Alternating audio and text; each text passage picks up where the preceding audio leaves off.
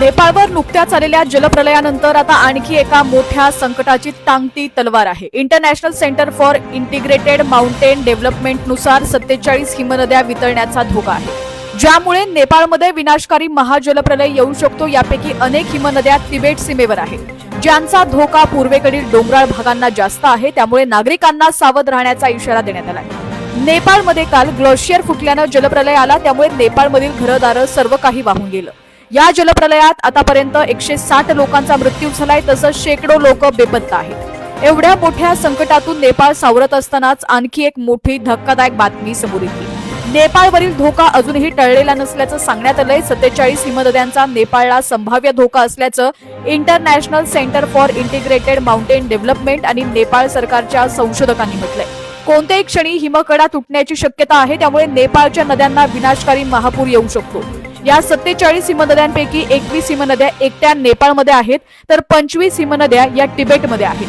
विशेष म्हणजे या हिमनद्या तिबेटच्या सीमेवर आहेत. ज्या नद्या दक्षिणेकडून नेपाळमध्ये प्रवेश करतात त्या भागात या हिमनद्या आहेत. त्यामुळे नेपाळच्या खालच्या भागाला मोठा धोका होऊ शकतो.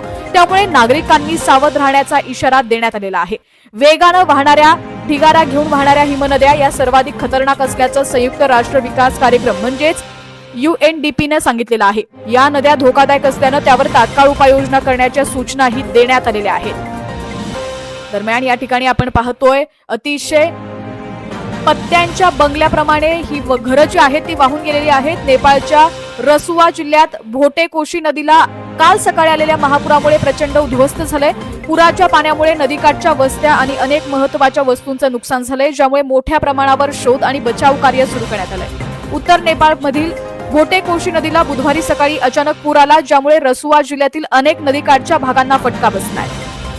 प्रशासनानं अद्याप मृत्यू, जखमी आणि मालमत्तेच्या नुकसानीची अधिकृत आकडेवारी जाहीर केलेली नाहीये. स्थानिक अधिकारी, रहिवासी आणि सुरक्षा यंत्रणांकडून मिळालेली प्राथमिक माहिती तसंच फोटो आणि व्हिडिओ मोठ्या प्रमाणावर नुकसान झाल्याचं दर्शवतायत. आतापर्यंत 13 मृतदेह सापडलेले असून बचाव आणि मदत कार्य सुरू झालेलं आहे.